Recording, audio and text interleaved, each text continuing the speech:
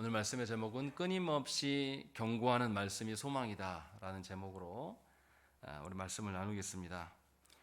아모스 선지자는 남유다의 선지자입니다. 그런데도 불구하고 북이스라엘 가서 하나님의 심판을 선언했습니다. 좋은 말도 아니고 하나님의 심판을 선언했을 때 그가 어떠한 대접을 받았겠습니까?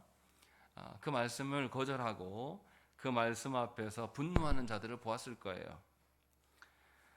그런데 아모스는 꼭 이스라엘의 죄악에 대해서 비난하고 하나님이 피할 수 없는 심판만을 전하려고 그곳에 간 것은 아닙니다. 우리는 하나님의 심판의 말씀을 들었을 때에 심판만이 목적이다라고 하는 우리의 착각이 있습니다. 그런데 하나님께서는 선지자를 통해서 그것이 복의 말씀이든 심판의 말씀이든지 간에 분명하게 합당한 말씀의 목적이 있다라는 것이죠. 우리가 봐야 할 것이 바로 그거예요.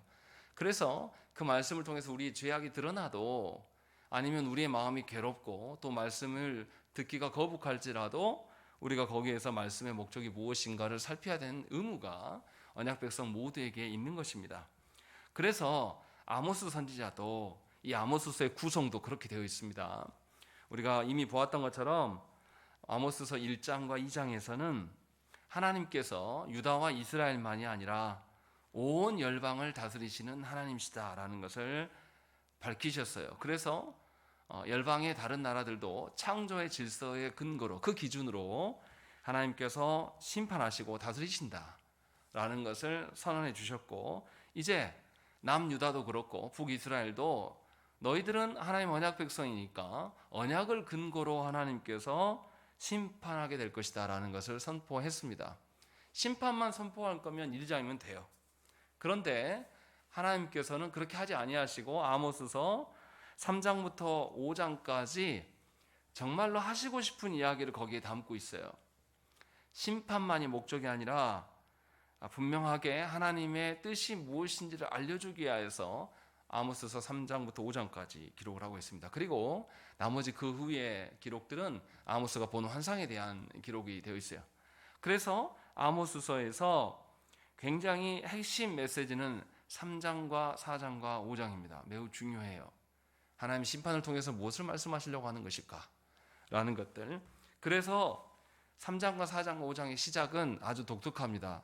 보십시다. 3장 1절 보시면 이스라엘 자손들아 여호와께서 너희에 대하여 이르시는 이 말씀을 들으라 라고 되어 있고, 4장도 사마리아의 산에 있는 바산의 암소들아 이 말을 들으라 라고 하고 있고, 5장에서도 이스라엘 족속아 내가 너희에게 대하여 예가로 지은 이 말씀을 들으라 라고 분명하게 선언하신다는 것이죠. 이 말씀 들어야 된다, 반드시 들어야 할 말씀이다 라고 분명히 시작부터 아주 특이하게 말씀하고 있어요. 그래서 아모스서를 바르게 하려면 3장부터 5장의 내용을 정확하게 알아야 됩니다. 오늘 본문은 이 3장부터 5장까지의 핵심 메시지의 서론격에 해당합니다. 하나님께서 핵심 메시지를 주시는 그 전체의 뉘앙스가 무엇인가 라는 것이 오늘 말씀에 나와 있습니다. 그래서 굉장히 중요한 말씀이에요. 과연 하나님께서는 이미 심판의 대상이 되어버린 이스라엘에게 어떠한 말씀을 주시려고 이것을 말하는 것일까 라는 것을 우리가 오늘 말씀에서 살펴야 됩니다. 이제 말씀을 보시면 이제 하나님께서 범죄한 북이스라엘을 하나님의 천상의 그 재판정에 세우신 듯한 그런 뉘앙스예요. 그래서 피고로서 이스라엘을 세워놨어요. 북이스라엘을 세워놓고 이들이 무엇 때문에 범죄하게 되었는가를 밝혀주고자 지금 기록하고 있습니다. 그래서 하나님께서는 원래 이스라엘과 하나님이 어떠한 관계였는가를 보여주는 것이 1절과 2절의 말씀이에요. 그래서 뭐라고 되어 있습니까? 말씀을 들으라 그 다음에 애굽 땅에서 인도하여 올리신 모든 족속에 대하여 이렇게 되어 있습니다. 땅의 모든 족속에 대하여라고 이제 기록하고 있는 것은 하나님께서 아브라함에게 약속해 주신 것을 기억나게 하는 그런 말씀이에요. 하나님께서는 아브라함을 통해서 땅의 모든 족속들에게 복의 통로가 되게 할 것이다 라고 분명하게 밝히셨습니다. 그리고 이렇게 말한 것처럼 이제 1절에서는 하나님께서 이스라엘을 애굽 땅에서 인도하여 올려내셨다라는 것을 분명히 밝히고 있습니다. 그러니까 아브라함과도 언약해 주셨고 애굽에서 건지셨다라는 것은 아브라함 이후에 430년 후에 출애굽 사건을 전제로 말씀하고 있어요. 그래서 아브라함과도 언약하셨고 출애굽한 백성들한테도 언약해 주시고 있음을 의미하고 있는 겁니다. 이미 우리가 앞에서 2장 9절과 10절에서 출애굽 사건을 이미 언급을 했었습니다. 그래서 지금 아모스는 무슨 이야기하고 있냐면 너희 이스라엘과 하나님은 언약 관계였었다라는 것을 이야기를 하고 있어요.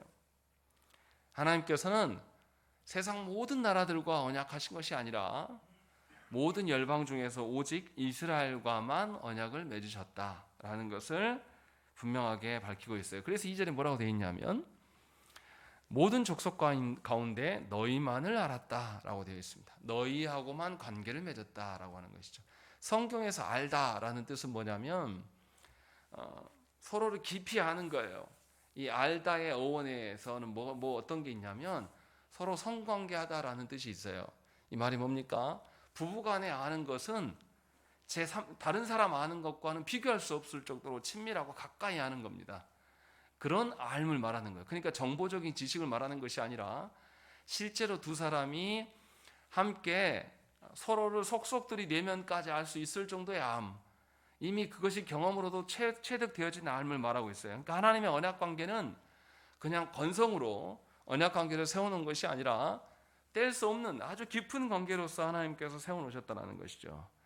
그래서 하나님께서는 유일하게 오직 이스라엘만 사랑하시고 이스라엘만을 택해 주시고 이들을 충분히 사랑하셨다는 것이죠. 실제로 하나님께서 이스라엘에게 어떻게 행동하십니까? 원래 이스라엘은 야곱의 후손들로 야곱이 애굽으로 내려갈 때는 70여 명밖에 없었습니다. 이 숫자가 너무 적으니까 하나님께서 이 애굽 땅에서 이들을 나라 국가 단위로 키우셔요. 고대 근동에서 가장 강력한 나라가 애굽이고 그리고 고대 근동에서 가장 음식이 풍요롭고 외세의 침입을 안 받는 곳이 어디냐면 이 이스라엘 백성 야곱의 후손들이 살았던 고센 땅입니다. 고센 땅은 평야가 아주 넓은 곳이에요. 곡창지대예요. 그곳에 하나님께서 거주케 하심으로 말미암아서 그들을 엄청난 큰 덩어리로 키우시고 또 거기서 어떻게 하십니까?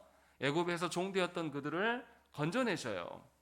건져내시고 그들에게 가야 할 길을 제시하십니다. 길이 없는 그 바닷가에서 하나님께서는 바다를 여시고 길을 열어주시고 또 아무것도 없는 광야길에서 어떻게 하십니까? 하나님께서 만나와 메추라기로 또 불과 구름 기둥으로 그것을 지키시면서 돌보심을 분명하게 보여주십니다. 그리고 또 이들이 걸어갈 때에 신발과 옷이 닳지 않도록 한 벌로 40년을 견딜 수 있도록 하나님께서 지켜주셔요. 또 이스라엘 백성들을 공격하려고 하는 대적들이 나타났을 때에 이스라엘이 손대기 전에 하나님께서 직접 나가셔서 그들을 다 처리하셨습니다. 이렇게 하나님께서는 그들을 사랑하셨습니다. 이것만이 아니에요. 더 중요한 것은 여기서부터입니다. 하나님께서는 애굽을 떠나온 자들에게 광야에 그냥 둔 게 아니에요. 하나님께서는 가나안 땅을 약속하셨습니다. 이제 저곳이 너희 나라가 될 것이다.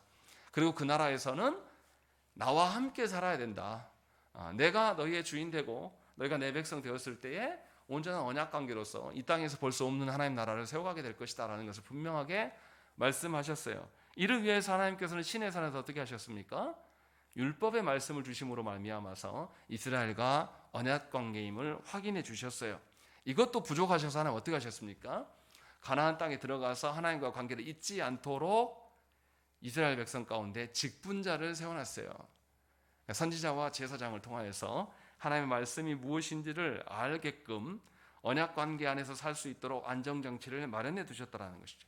이렇게 놀라운 은혜를 받아서 이들이 가나안 땅에 들어와서 나라를 일구고 살아왔다는 것입니다. 그런데 2절의 말씀 뭐라고 합니까?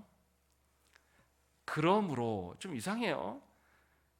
내가 너희만을 알았나니 그러므로 내가 너희 모든 죄악을 너희에게 보응하리라 라는 것이죠. 너무 이상하지 않습니까? 그렇게 하나님이 사랑하셨는데 왜 하나님께서 그들에게 보복하시겠다, 보응하시겠다라고 말씀하실까요? 뭔가 이상한 거죠. 그리고 이 아모스서의 접속사가 너무 이상해요.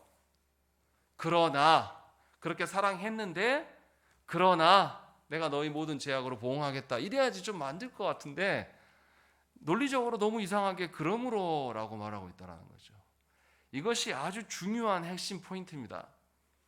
왜 하나님께서 이것이 하나님 이렇게 사랑하셨는데 그래서 이들을 심판할 수밖에 없다. 이것이 왜 연결이 되는가라는 것을 우리가 분명히 알아야 되는 것입니다. 하나님께서 이스라엘 백성들을 선택하셔서 분명하게 누구도 누릴 수 없는 그 은혜를 풍족하게 누리게 하셨습니다. 그렇다면 이스라엘 백성들은 하나님께서 베푸신 은혜에 감격하고 감동하여서 자신의 삶에서 늘 하나님을 노래했어야 돼요. 또는 자신의 삶에서 하나님의 성품이 계속 반영되는 삶이 유지됐어야 됩니다. 그러나 이스라엘 백성들은 하나님께서 맺어주신 언약, 또 언약에서 벗어나지 않도록 직분자를 세우셔서 지키셨음에도 불구하고 이방인의 삶들을 선호했습니다. 그래서 하나님을 떠나서 세상의 거짓된 신을 쫓아갔어요. 그리고 하나님이 주신 풍요로 만족하지 않고 세상의 풍요를 따라갔습니다. 그래서 온갖 것들을, 온갖 잡다한 신들을 이 가나안 땅으로 끌어들이고 하나님의 약속의 땅을 더럽혔어요. 그래서 가장 어둡고 심각한 죄악들을 하나님의 약속, 또 하나님의 이 앞에서 하나님의 임재의 상징인 성전 앞에서 이것들을 펼쳐놓았다는 것입니다. 하나님은 어떠한 분이십니까? 하나님은 자비와 긍휼이 많으신 하나님이시지만 동시에 하나님은 공의로우신 하나님이세요. 그래서 하나님은 거짓을 행하실 수 없습니다. 그래서 하나님은 약속대로 이들을 심판하실 수밖에 없다라는 것입니다. 잘 생각해 보세요. 한때는 하나님께서 이스라엘과 언약을 해주셨기 때문에 이들이 놀라운 하나님의 은총을 맺고 살아가고 누리고 살았단 말이에요. 그런데 또 하나님께서 언약하셨던 백성이기 때문에 범죄한 이스라엘을 하나님은 심판하실 수밖에 없다. 이 이야기를 하고 있는 거예요. 다시 그래서 2절에 뭐라고 되어 있습니까? 그러므로라고 되어 있어요. 그러니까 하나님의 은총도 언약 때문이고 하나님의 심판하심도, 하나님 보응하심도 무엇 때문이라고요? 언약 때문이다. 그래서 하나님이 너희를 이렇게 사랑하셨고 너희만 알았어. 그래서 내가 너희를 심판할 수밖에 없다라고 이렇게 말하는 거예요. 그러니까 언약이 얼마나 중요한 것인가라는 것을 우리에게 보여주고 있습니다. 그러니까 언약은 하나님의 선택의 근거예요. 또 동시에 하나님의 징계임을 우리가 기억해야 한다는 것입니다. 우리는 하나님의 말씀을 받을 때 뭘만 생각합니까? 하나님께서 나를 택해 주셨다. 그래서 내가 많은 은총을 누리고 살아야 된다. 그래서 하나님의 심판에 대해서는 신경 쓰지 않아요. 우리는 항상 우리 유익에서 우리 좋을 대로 생각하는 그런 아주 못된 습성이 있습니다. 그래서 하나님께 온전하게 서 있는 것이 아니라 우리는 늘 본성 자체가 하나님과 이웃을 대적하는 본성을 갖고 있습니다. 내가 내 기준에 맞지 않으면 바로 차버려요. 사람들과의 관계도 어떻습니까? 나에게 유익이 되는 사람과 계속 관계 맺고 싶지 나에게 유익되지 않은 사람들은 차버리거든요. 하나님을 향해서 그래요. 하나님 주신 언약에 대해서 분명하게 이 언약의 양면성을 우리가 알아야 되는데 이것을 우리 식대로 하나님의 심판과 징계에 대해서는 무관심했어요. 그냥 하나님이 복 주시는 하나님, 언약을 주셔서 우리에게 혜택 주시는 하나님으로만 이해했다라는 것입니다. 그러나 분명하게 하나님께서 우리에게 언약을 맺어주신 것을 잘 생각을 해봐야 돼요. 하나님께서 아브라함과 언약을 맺으실 때에 아브라함이 먼저 하나님을 알아채고 하나님께 나랑 관계 좀 맺어주세요 라고 이야기했습니까? 아니에요. 하나님께서 아브라함이 요청하지도 않았는데 그 언약이 무엇인지도 잘 모르는 아브라함에게 일방적으로 찾아오셔서 언약을 맺어주셨습니다. 크고 놀라우신 하나님이 우리와 언약을 맺으실 이유가 아무것도 없어요. 그런데도 하나님은 유익이 전혀 없으심에도 불구하고 하나님은 비천한 우리들 이스라엘을 택하여서 일방적으로 언약을 맺어 주셨습니다. 중요한 것은 여기서부터예요. 하나님이 언약을 맺어 주셨으면 그 언약의 관계가 지속되려면 이제 언약은 일방적으로 되어지면 안 돼요. 언약은 어떻게 돼야 됩니까? 쌍방적으로 바뀌어야 됩니다. 하나님 편에서 언약에 신실하셔야 되지만 우리 또한 우리 편에서 언약에 신실해야 될 이유가 있다는 것입니다. 그것이 언약 관계가 유지되는 관계예요. 결혼도 그렇지 않습니까? 결혼해서 남녀가 똑같이 50%씩 좋아해서 결혼하는 경우는 거의 없어요. 누군가가 더 사랑하고 누군가가 더 희생했기 때문에 그 사람이 부부로 거듭나는 거죠. 그래서 이제 부부로 되었으면 이제 어떻게 해야 됩니까? 여전히 기운 방식으로 한 사람이 더 사랑하고 희생하고 헌신하는 식으로 가정을 세워가면 그것이 온전한 가정의 모습이 되어집니까? 아니에요. 그 속에서 태어난 자녀들은 뭔가 뒤틀려진, 하나님이 원래 말씀하셨던 가정의 모습을 보는 것이 아니라 뭔가 많이 이상한 가정의 모습을 보고 배울 수밖에 없어요. 그래서 결혼한 이후에는 남녀가 다 어떻게 해야 됩니까? 아내와 남편이 모두 다 우리 가정을 위하여서 희생할 수 있는 자가 돼야 돼요. 그래야지만 합당하게 사랑이 무엇인지를 자녀들에게 전수할 수가 있는 것이죠. 마찬가지로 하나님께서 언약을 맺어주신 이후에는 더 이상 언약이 일방적인 것이 아니에요. 하나님만 우리의 소원을 들어주신 분이 아니라 우리도 언약에 근거하여서 하나님께 순종해야 될 의무가 있는 자들로 바뀐 거예요. 그래서 하나님께서 언약을 맺어주실 때 두 가지를 말씀하셨어요. 하나님께서 뭘 말씀하셨습니까? 언약 앞에 순종하면 언약적인 복을 줄 것이다 라고 분명하게 밝혔어요. 동시에 언약 앞에 불순종하면 언약적인 저주가 너에게 임할 것이다 라는 것을 분명하게 밝히셨다라는 것이죠. 그러니까 하나님께서 우리를 선택해 주신 그 특권만 말할 것이 아니라 그 특권 때문에 우리는 언약에 붙들려 있어야 되고 언약에서 벗어나게 되면 반드시 하나님의 징계가 임할 수밖에 없음을 저와 여러분들이 다 수용을 해야 된다는 것입니다.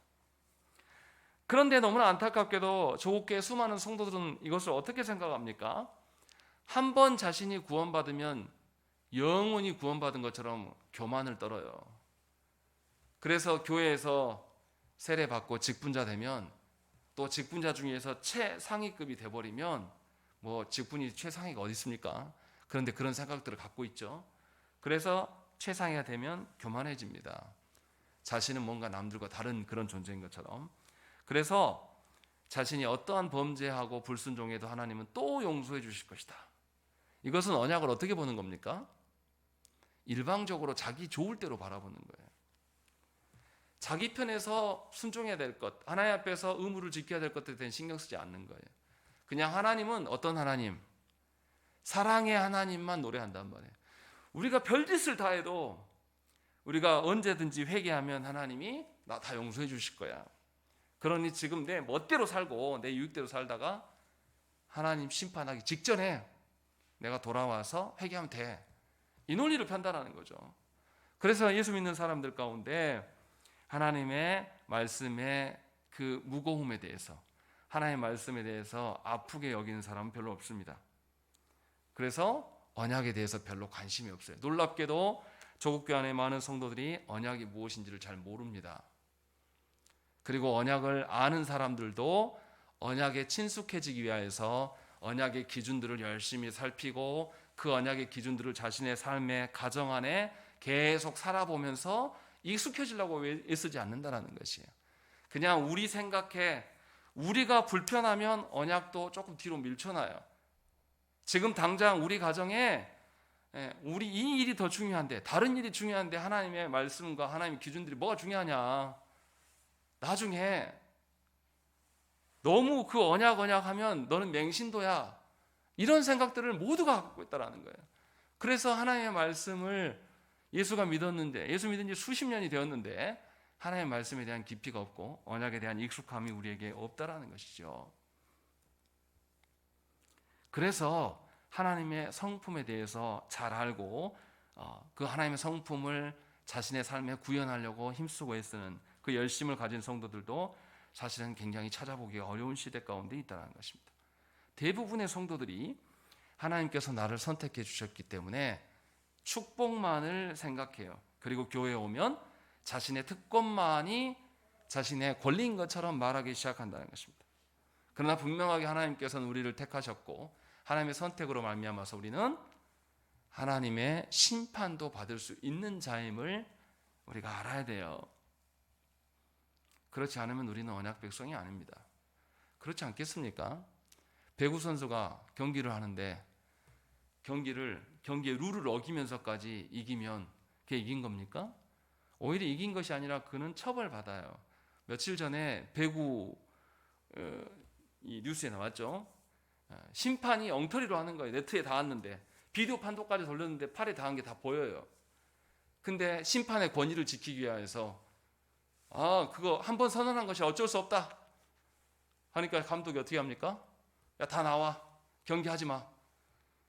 이 선수들이 지금 이 경기 한 점, 두 점으로 이기고 지는 이 경기 위해서 1년 내내 땀 흘리고 왔는데 지금 당신이 이게 할 소리냐? 라고 하면서 경기의 룰을 제시해요. 이 룰이 있을 때만 양 팀과 심판이 존재하는 겁니다. 룰이 깨어져 버리면 심판도 필요 없어요. 선수도 필요 없습니다. 경기도 필요 없는 거예요. 마찬가지로 하나님과 우리의 관계 안에서 언약 관계가 수립되지 않으면 우리는 아무것도 아니에요. 하나님 앞에서 우리의 권한, 우리가 하나님께 복 달라고 말할 수가 없는 겁니다. 그런데 놀랍게도 조국교회 성도들, 저와 여러분들은 하나님의 언약에 대해서 아무런 관심이 없어요. 그리고 관심 없는 나를 보면서 놀라지 않아요. 왜냐하면 하나님의 언약적인 심판이 나에게 임할 것에 대한 아예 무지하기 때문에 아예 보고 싶지 않아요. 왜 우리가 이렇게 되었습니까? 하나님 앞에서의 신앙생활이 아니라 내가 생각하고 기대한 어떤 신 앞에서의 신앙생활을 상상하기 때문에 그래요. 그래서 교회 나와서 말씀을 듣고는 이 말씀이 나에게 힘이 되어야 되고 내 가려운 데를 긁어줘야 되고 나에게 유익이 되는 것, 나에게 당장에 이득이 되는 말씀만이 있어야 한다고 믿는다는 것이죠. 그러한 우리의 삶의 태도가 곳곳에서 보입니다. 그래서 우리는 하나님의 말씀을 존중하지 않아요. 그러나 잘 생각을 해보세요. 하나님께서 언약 백성으로 삼아 주셨을 때에 애굽에서 나와서 길이 없었을 때 하나님께서 이스라엘과 함께 하셨을 때 홍해의 길이 생겼어요. 또 아무것도 없는 광야에서 하나님 걸어가실 때에 아무것도 없는 그곳에서 하나님이 그들과 함께 해주셨을 때 만나와 메추라기가 있고 그들이 다 지켜짐을 경험했단 말이에요. 그때 하나님의 언약 관계에 있을 때 하나님의 임재는 그들에게 놀라운 복이었어요. 그러나 하나님의 언약 관계가 깨졌을 때 하나님 이제 어떻게 하시겠습니까? 하나님의 언약의 기준으로 인하여서 그들을 심판하러 오실 수밖에 없는 그런 구조라는 것입니다. 출애굽할 때에 하나님께서 어떻게 하셨습니까? 양을 잡아서 양의 피를 문설주에 바르라고 그랬어요. 그래서 하나님의 심판의 천사들을 보냈을 때 어떤 일이 일어납니까? 양 문설주의 피를 보고 천사들이 어떻게 해요? 그 집은 건너뛰어요. 그래서 유월절이에요. 뛰어넘었다, 건너갔다. 그런데 하나님 언약 관계가 없는 사람, 하나님 신뢰하지 않는 사람은 반드시 장자가 죽었어요. 그날 밤에. 하나님의 언약 관계가 깨어져 버린 우리에게 하나님께서 지금 우리에게 임재하셔서 우리와 함께 동행하신다면 우리에게 무슨 일이 일어나겠습니까? 우리는 심판의 대상이 될 수밖에 없어요. 하나님의 언약 관계를 유지하는 것보다 세상에서 살아가는 것, 당장의 내 육적인 일들이 더 중요하게 여기는 모든 사람들은 하나님이 우리 가운데 찾아주시면 특권이 아니라 이제 지옥을 경험할 수밖에 없다는 것이죠. 이것이 언약 관계에 합당한 근거예요. 그래서 2절 말씀에서 그러므로 라고 분명하게 하나님의 사랑, 그러므로 하나님의 심판, 이것이 분명하게 한 언약 관계로 연계되어 있음을 우리에게 말씀하고 있는 것입니다. 이 말씀 우리는 아주 뼈아프게 들어야 돼요. 하나님이 선택해 주신 근거로 인하여서 나만 선민이고 나만 의롭다라고 하는 그런 방식으로 서는 것이 아니라 하나님이 주신 그 말씀을 통하여서 하나님의 기준이 무엇인가를 주신 이 기준에 근거하여서 내가 어떤 자인가를 바라봐야지, 그러할 때 하나님이 나를 선택해 주신 것이 특권이 되는 거예요. 그렇지 아니하고 내가 원하는 대로, 내가 편한 방식대로 내 처지와 상황을 자꾸 핑계대면서 하나님 앞에 서면 설수록 하나님께서 우리에게 찾아오실 때는 우리는 심판의 대상자가 되어 있고, 하나님은 더 이상 우리가 좋은 부드럽고 자상한 하나님이 아니라 형벌을 집행하시는 자로 우리에게 오실 수밖에 없다라는 것입니다. 이것이 우리의 존재됨이에요. 아모스 선지자는 이스라엘 백성에게 이 이야기를 하고 있는 겁니다. 얼마나 귀한 말씀입니까?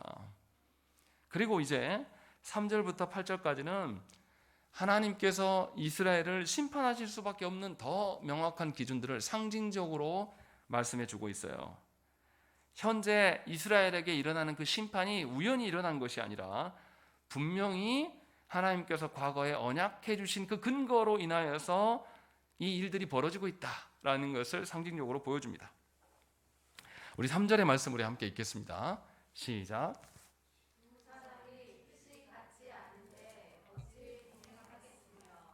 예, 첫 질문은 뜻이 일치되지 않은 두 사람이 함께 동행할 수 있겠는가라는 것을 물어요, 우리에게.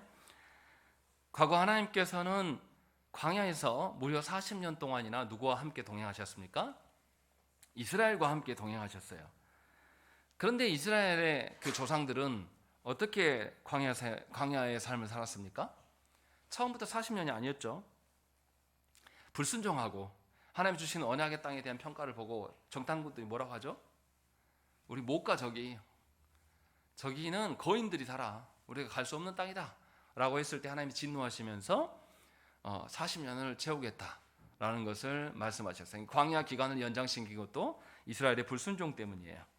그리고 또 이스라엘 백성들이 광야에서 어떻게 행동합니까? 하나님의 놀라우신 일들을 다 봤어요. 광야에 홍해를 가르시고 만나와 메추라기, 불과 구름 기둥, 또 적군들을 다 정리하시고, 또 시내산에서 하나님께서 언약을 주시고, 시내산에 임재하신 하나님의 모습이 어떠한지, 또 걸어가면서 불순종한 자들을 하나님께서 어떻게 처단하시고 불뱀을 통하여서 그들을 또 징계하시는 것까지 다 보여주셨단 말이죠. 이스라엘 백성들은 하나님을 향한 신뢰 없이는 광야 생활을 할 수 없는구나 라는 것을 이미 경험했던 자들의 후손이에요.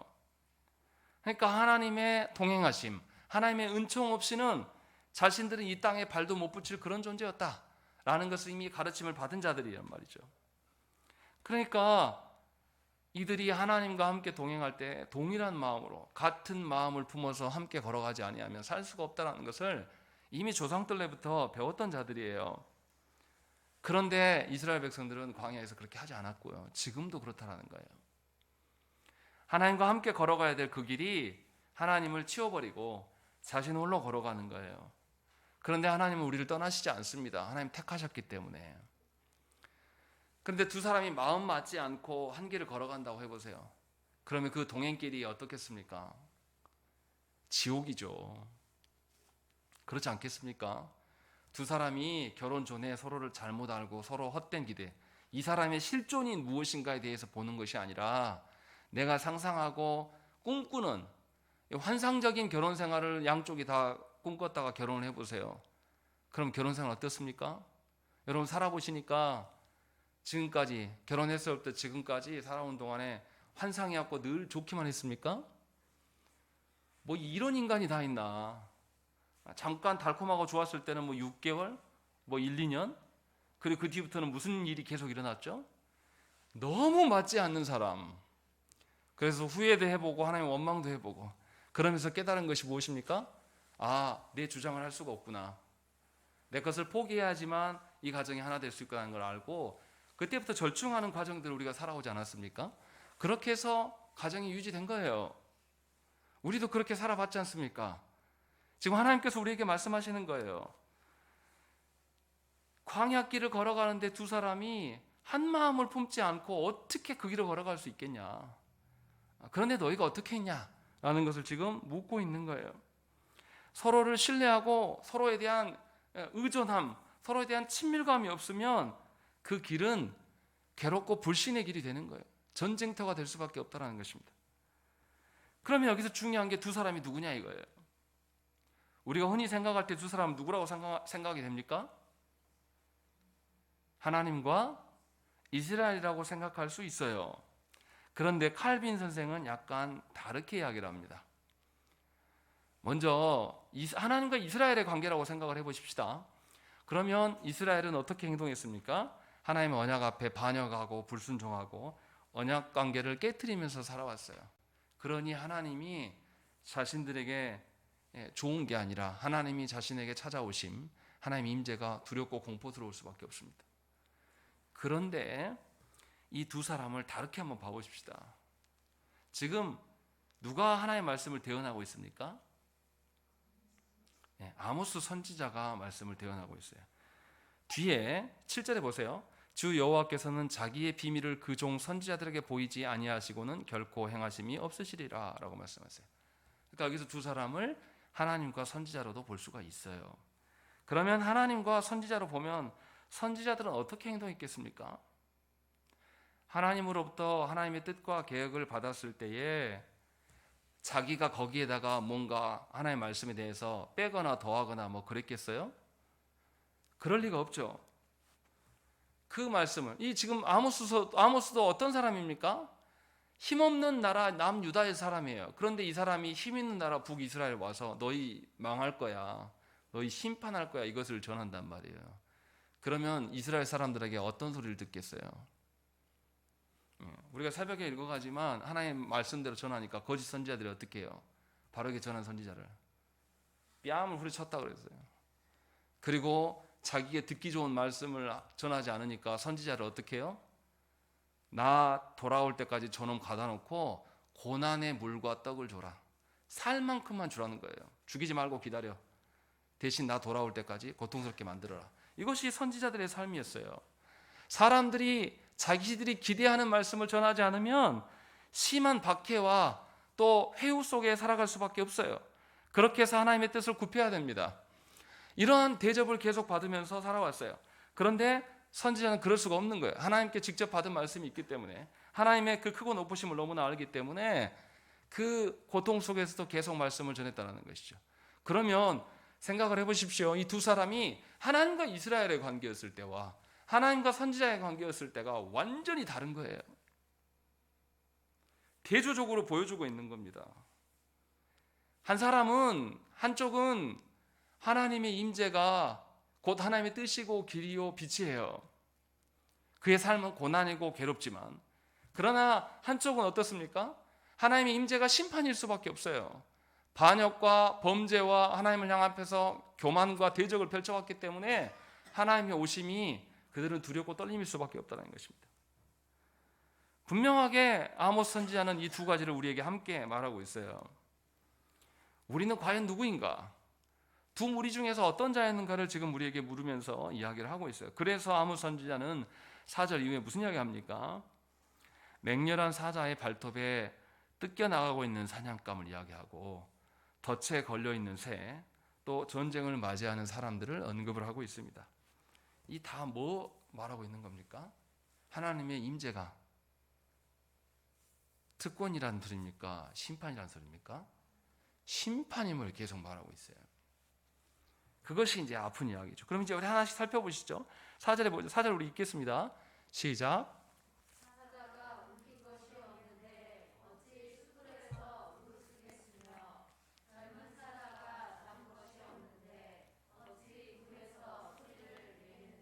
예, 이 의미는 뭐냐면 사냥감을 포착한 사자는 달려들어서 강력한 앞발로 이제 짐승을 잡아서 목을 물어뜯습니다. 그리고 이제 이 사냥감, 힘없는 사냥감 잡아놓고 포효한다고 그래요. 그러니까 사자의 포효 소리가 들으면 분명하게 사냥이 있었다. 분명하게 뭔가 죽음의 현장이었다라는 것을 너희가 알아야 되지 않겠냐. 이 이야기를 하고 있는 거예요. 이 말이 뭡니까? 하나님께서 전에는 이스라엘을 물어뜯는 사자 같은 이방인들을 하나님께서 물리쳐 주시는 하나님이었어요. 목자 같은 하나님이셨습니다.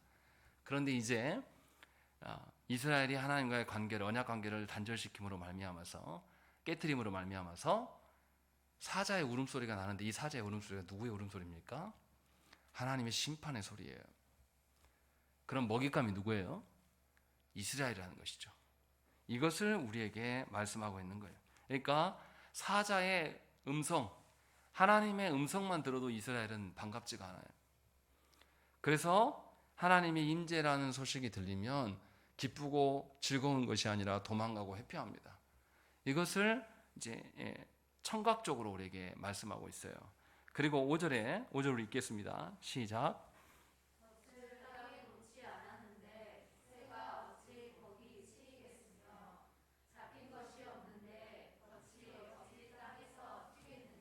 예, 덫이 막 움직임이 있다라는 거예요. 덫이 움직임이 있다라는 것은 무언가 잡혔다라는 소리죠. 다시 말하면 이 새가 이 덫 안에, 그물 안에 들어있는 먹이만 보고 그물은 보지 못했다라는 것이죠. 마치 우리가 하나님의 언약에 대해서 복만 생각하고 하나님 심판에 대해서 전혀 고려하지 않는 것과 똑같다라는 것이죠. 이스라엘은 하나님 앞에서의 언약을 본 게 아니라 사치와 향락과 탐욕에 눈이 멀었습니다. 그래서 봐야 될 하나님을 보지 못하고 물질적인 향락의 삶, 이 땅에서 육신적인 삶만을 쳐다보고 살았어요. 그래서 결국은 하나님의 심판의 그물의 덫에 걸리고 말았습니다. 이 그물이라는 것이 우리가 생각하는 것처럼 그렇게 간단한 것이 아니에요. 움직이면 움직일수록 그물은 더 엉키고 꼬입니다. 그러면 그물이 이 새의 날개죽지나 깃털을 뽑아내고요, 이 살로 파고 들어갑니다. 그리고 심할 때는 어깨죽지도 다 절단해내요. 그물이 그렇게 강력합니다. 그래서 적정한 시기가 몸부림치기 전에 그 그물을 건져내지 않으면 반드시 새는 죽어요. 그러니까 하나님께서 이 그물을 속히 거둬주시지 않으면 반드시 죽을 수밖에 없다는 것입니다. 그런데 이스라엘 백성들이 그물을 보지 못하고 여전히 그물에 걸렸으나 그물에 보지 못하고 세상의 향락과 쾌락과 사람들의 인정 욕구에 시달려서 그것만을 바라보면서 움직이면 움직일수록 더 하나님의 그물은 좁혀온다라는 것을 보여주고 있습니다. 그러니까 보이는 것이 다가 아니라는 거예요. 요한일서 2장 16절에 우리가 잘 아는 말씀에 뭐라고 합니까? 이는 세상에 있는 모든 것이 육신의 정욕과 안목의 정욕과 이생의 자랑이니 다 아버지께로부터 온 것이 아니요 세상으로부터 온 것이라 라고 말씀하고 있어요. 그런데 우리는 육신의 정욕과 안목의 정욕과 이생의 자랑에 눈이 먼 사람들입니다. 우리 안에 뭔가 남들보다 조금만 뛰어난 게 있으면 우리 얼마나 놀랍도록 교만이 올라옵니까? 심지어 하나님의 말씀을 배운 것 가지고도 우리는 서로 자랑해요. 하나님의 말씀으로 하나님을 봐야 되는데 우리는 하나님의 말씀을 가지고 서로를 봅니다. 그래서 어떻게 합니까? 말씀을 조금 배워놓으면, 가르쳐 놓으면 그때부터 말씀을 근거로 정죄하기 시작해요. 이것이 우리예요. 분명하게 하나님께서는 무슨 이야기 합니까? 사자의 포효로 통해서 우리의 청각에 대해서 경고하셨어요. 그리고 새가 그물에 잡힌 사건을 통해서 우리의 시각적인 경고를 하시는 거예요. 그런데 놀라운 것은 이스라엘 백성들은 이 하나님의 청각적인 경고도 듣지 못하고 하나님의 시각적인 경고도 보지 못하는 자들이다 라고 지금 이야기를 하고 있는 겁니다. 그리고 나서 6절의 말씀이 있어요. 6절 읽겠습니다. 시작.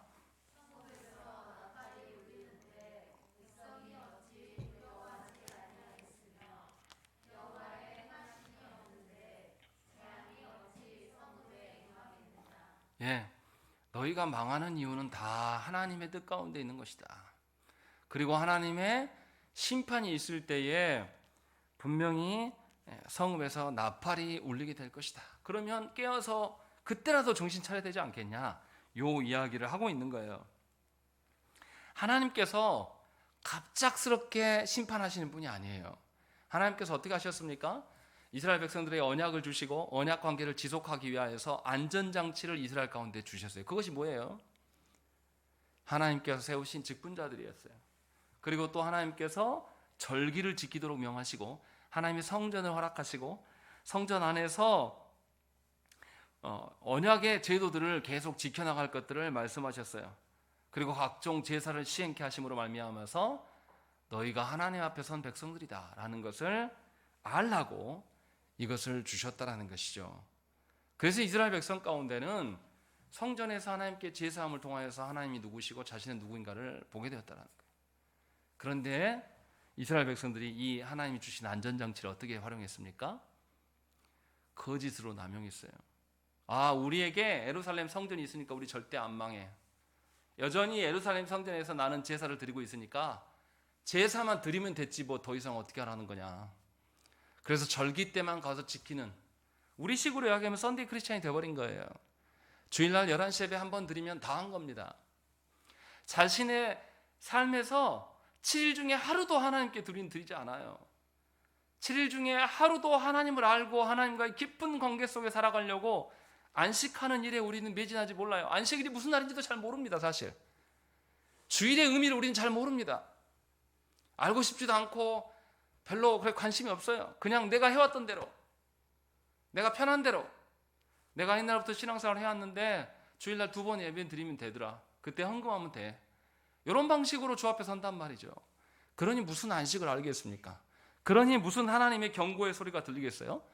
전혀 안 들리는 것이죠. 하나님께서 우리에게 예배를 통하여서 우리의 언약 관계를 갱신해 주시고 하나님의 임재하심이 우리에게 특권임을 알려주시기 위해서 지속적으로 말씀하셔요. 또 동시에 하나님의 임재가 우리에게 심판이 될 수도 있다는 것을 경고하시기 위해서 하나님은 말씀의 자리로 우리를 늘 부르신단 말이에요. 그런데 저국의 성도들이 어떻게 행동합니까? 야, 코로나를 겪어보니까 교회 안 나가도 되겠더라. 온라인 예배를 해도 충분해. 왜 온라인 예배를 하자고 합니까? 정말로 하나님을 더 알고 싶고 하나님을 깊이 알고 싶어서 온라인 예배를 하는 사람이 있습니까? 자기들 편한 거 아니에요. 자기 하고 싶은 것. 저희 교회에서도 그랬지만 온라인 예배를 해보니까 자기 볼일 보면서 온라인을 틀어놓으신 분들도 있더라고요. 그게 무슨 예배입니까? 하나님이 우리를 구원하심이 우리 영혼만 구원하시는 것입니까? 우리 육신까지도 우리의 전 존재적으로 우리를 부르시고 찾으시는 하나님이세요.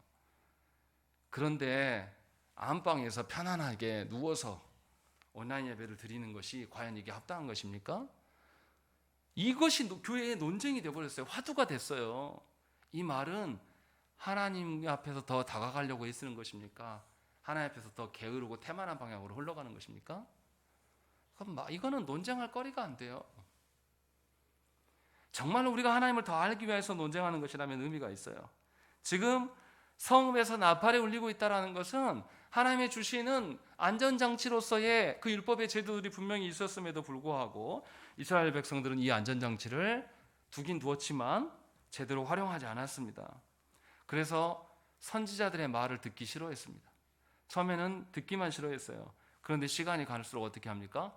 이제 선지자들의 입을 틀어막기 시작하고 그것도 안 되니까 선지자들을 때리고 죽이면서 가두고 학대했습니다.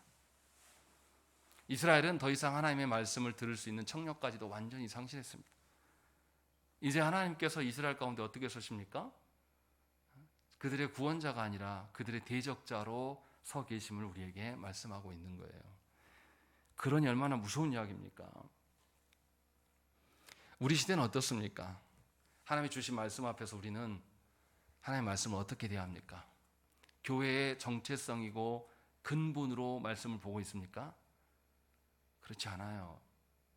우리 시대의 교회는 하나님의 말씀을 거짓되게 전해달라고 요청합니다. 말씀은 재밌어야 돼. 말씀은 부드러워야 돼. 말씀은 성도들이 듣기 좋아야 돼. 말씀을 듣고 나면 성도들에게 힘이 나야 돼. 이런 식으로 다 바꿔놨어요. 그래서 부흥하고자 하는 설교자들이 거짓 복음을 강단에서 쳐내요. 성경에 없는 소리를 해요. 너희가 하나님께 많이 바쳐라. 심으면 복 받는다. 성경에 그렇게 말한 적이 없거든요. 그런데 그것을 악용해서 이야기를 해요. 그리고 또 사람들의 호응을 불러일으키는 말씀들을 전하고 이것이 설교다. 이것이 목회자다. 라고 말해요. 눈을 뜨고 보기가 어렵습니다. 이런 일들이 우리 시대 가운데 있어요. 또 성도들은 어떻습니까? 거짓된 말씀을 전해도 아무 말 하지 않아요. 목회자가 별소리를 다 해도 성도들 중에 설교를 가지고 질문하고 그것이 정말 그러한지 살펴보고 그걸 갖고 계속 고민해 본 사람이 없다라는 것입니다. 그냥 서로가 그냥 좋은 상태, 서로 건드리지 않고 그냥 서로를 존중해주는 상태만 있으면 되는 거예요. 이것이 교회입니까? 설교만 듣기만 하면 우리는 한 걸 다 한 것입니까? 말씀대로 살지 않고 말씀대로 사는지 안 사는지 점검하고 신방하지 않고 목양하지 않으면 교회는 생명력을 잃은 거예요. 말씀을 버렸기 때문에 목양 받는 것도 우리는 다 잃어버렸습니다. 목양 받고 싶은 생각이 전혀 없는 것이죠. 그냥 다 자기의 소견대로, 다 자기가 의사예요. 다 자기가 영혼의 의사이기 때문에 어느 누구에게도 점검하려고 하지 않아요. 이것이 우리의 실태가 아닙니까? 지금 하나님께서 그 이야기를 하시는 거예요. 하나님의 임재가 더 이상 우리에게 축복이 아니라 하나님의 임재가 우리에게 심판일 수 있다는 것이죠. 그런데 하나님이 우리에게 베푸신 놀라운 은혜가 여기에 있습니다. 이게 어떻게 은혜가 되냐? 7절과 8절 말씀 바로 그겁니다. 7절 말씀을 다시 읽겠습니다. 시작.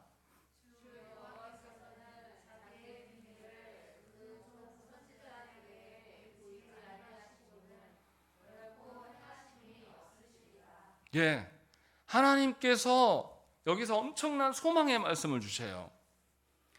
하나님께서 심판하실 때 예고를 하신다 안 하신다? 예고를 하고 계신다라는 거예요. 그냥 막무가내로 무지막지하게 갑자기 전혀 준비할 수 없는 우리에게 갑자기 찾아와서 심판하시면 우리 중에 살아남을 수 있는 사람이 아무도 없어요. 그런데 하나님은 예고를 하셔요. 그리고 그 예고를 그의 종 선지자에게 보여주셔서 우리에게 알게 하신단 말이에요. 그러니까 하나님의 심판 앞에서 반드시 뭐가 있다라는 거예요? 하나님의 말씀이 있다라는 거예요. 그럼 이 말이 뭡니까? 너희 다 심판하게 될 것이다 라는 이 말씀을 들었으면 우리 뭐 해야 됩니까? 아, 우리 다 죽겠네요 이러라는 것입니까? 아니잖아요.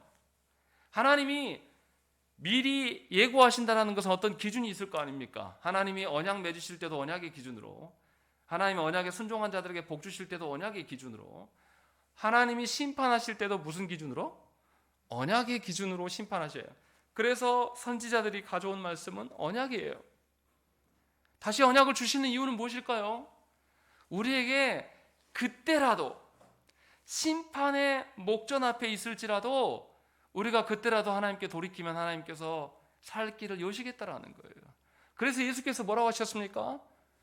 이 종교 지도자들, 성전을 더럽혀서 하나님의 안전장치로 마련하는 성전을 더럽혔던 그 자들에게 뭐라고 했습니까? 하나님의 심판의 도끼가 나무 뿌리에 지금 되어져 있다. 이 말씀하시면서 그때라도 회개할 것을 하나님 촉구하셨어요.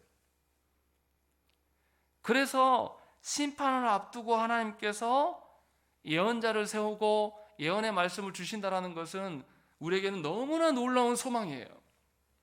조국 교회가 엄청난 타락의 일변도에 있고 조국 교회 안에서 신실한 사람이 없고 우리 중에도 그 신실한 사람을 찾아볼 수 없는 이런 황당무계한 이 상황들이 우리 안에 전개되어 있고 하나님의 말씀을 찾는 자들이 너무나 없어요. 그 없음에도 불구하고 그 소수 중에서 우리를 부르셔서 하나님의 심판의 말씀들을 우리에게 계속 주시는 것은 다시금 돌아오라는 거예요. 그래서 하나님은 기회 주시지 않고 바로 심판하지 않으시는 하나님이에요. 기회를 주심으로 말미암아서 하나님께서 심판 앞에서 우리에게 기회를 주시는 거예요. 하나님께서 어떻게 하셨습니까? 니느웨를 심판하실 때에 누구를 보내셨습니까? 요나를 보내셨어요. 또 하나님께서 어떻게 하셨습니까? 노아에게 이 온 인류를 심판하실 때 홍수를 앞두고 노아를 통하여서 그날이 있을 것을 전하도록 분명하게 말씀하셨어요. 또 하나님께서는 아브라함에게 소돔과 고모라의 멸망할 것들을 알리시고 조카 롯을 살릴 수 있는 기회를 주셨다는 것입니다. 이렇게 하나님은 늘 당신의 백성들에게 언약을 근거로 인하여서 심판을 앞두고 말씀을 주시는 하나님이시다라는 것을 오늘 우리가 알아야 된다는 것입니다. 그래서 말씀을 전하는 선지자는, 설교자는 하나님의 말씀을 가감 없이 전해야 돼요. 이 말씀을 전하게 되면 성도들 중에 누가 상처받을 텐데, 이 말씀을 전하면 누가 마음이 괴로울 텐데, 이런 식으로 말씀을 전해서는 하나님의 선한 기준을 전할 수가 없다라는 것이에요. 그리고 말씀을 받는 여러분들도 하나님의 말씀이 심판을 앞두고 주시는 말씀임을 분명히 깨달아서 심판보다 이 말씀이 더 아플 수가 없다는 것을 깨달아야 돼요. 하나님이 더 큰 심판을 면하게 하시기 위해서 다시금 회복의 길로 마지막으로 부르시기 위해서 말씀을 주는 자리이기 때문에 이것이 우리의 마지막이다 라는 생각으로 그 말씀을 받고 그 말씀이 나를 찌르고 아프게 할지라도 하나님과의 언약관계를 다시 떠올리면서 주께서 여신 그 길, 홍해 앞에 이스라엘 백성들이 섰을 때 아무 길도 없었더니만 하나님께 의지하고 섰을 때 놀랍게도 그 길이 상상할 수 없는 그 바닷길이 열린 것처럼 심판의 목전 앞에서 하나님께서 우리를 주시는 것이 놀라운 하나님의 구원의 수단이며 우리가 걸어갈 수 있는 길로 우리에게 주심을 깨달아야 된다는 것입니다. 분명하게 저와 여러분들이 다시 알아야 될 것은 하나님의 말씀 앞에 우리가 어떻게 반응하느냐 이 말이에요. 우리가 순종하였을 때는 우리가 어떻게 반응합니까? 교만하여서 목을 뻣뻣이 들면서 하나님, 나 그래도 이번 주는 몇 가지 지켰습니다. 이렇게 나와요. 또 하나님 앞에 불순종했을 때는 아예 말씀의 자리도 안 나와요. 나왔다 할지라도 그 말씀을 받지 않아요. 뻔하거든요. 하나님께 징계 들을 것이니까. 이러한 태도가 합당하냐 이 말이에요. 우리가 하나님 앞에서 언약을 지키고 살아가도 죽을 때까지 하나님 앞에서 지키고 살아간다고 한들 하나님의 그 크고 높으신 기준에 우리가 부합할 수 있습니까? 그럴 수 없어요. 순종이 하나님의 은혜로 말미암아 우리가 구원받을 자예요. 그러니 우리가 순종했다 할지라도 우리는 겸손의 태도를 잃지 않으면서 하나님의 그 나라를 소망하면서 살아가는 그 태도를 갖춰야 돼요. 더욱더 하나님의 말씀을 존중할 수 있는, 또 불순종했을지라도 하나님께서 불순종한 자들에게도 바로 심판하지 아니하시고 말씀을 주시는 하나님의 놀라운 은총을 보시면서 하나님의 공의 앞에서 회개하면서 돌이킬 마음으로 주의 말씀 가운데 서야 되는 것이죠. 순종했을 때나 불순종했을 때나 우리에게 하나님께서 합당한 말씀에 대한 태도를 요구하고 계신다는 거예요. 그러니 저와 여러분들이 이 타락한 시대 가운데 우리를 말씀의 한 중앙에 세우시는 이유가 무엇인지를 기억하셔야 되는 것이죠. 더 이상 말씀을 떠나갈 수 없게끔 하시기 위해서 말씀의 한 복판 안에 우리를 세워주시는 것은 우리가 기대하는 대로, 우리가 요청한 대로 우리의 소원풀이 해주시려고 부르시는 것이 절대 아니에요. 그러니 일찌감치 여러분들의 기대와 희망과 소망을 다 십자가 앞에 내려놓으십시오. 필요 없어요. 아무리 구하고 구해봤자 하나님은 안 들으십니다. 하나님과의 언약 관계 안에 서 있을 때 하나님이 주시는 복이 따로 있어요. 그것이 하나님 나라의 질서입니다. 다시금 하나님이 주시는 것에 여러분들의 귀와 눈을 여십시오. 혹여나 우리가 하나님 앞에 순종하지 못하고 늘 불순종의 삶을 살아왔다 할지라도 하나님은 아직도 여러분들을 어여삐에 의셔서 말씀의 자리로 다시금 부르신 거예요. 그러니 다시금 언약관계의 그 자리에 설 수 있도록 하나님께 구하셔야 되는 것입니다. 분명하게 이 밤에 하나님의 말씀 앞에 여러분들은 서 있음을 기억하셔야 돼요. 그리고 이곳에서 하나님께서 무엇을 요청하시는가를 밝히 알고 그것을 붙들고 기도하심으로 하나님의 인도하심에 순응하는 여러분들의 삶 되시기를 간절히 축원합니다. 우리 함께 기도하겠습니다.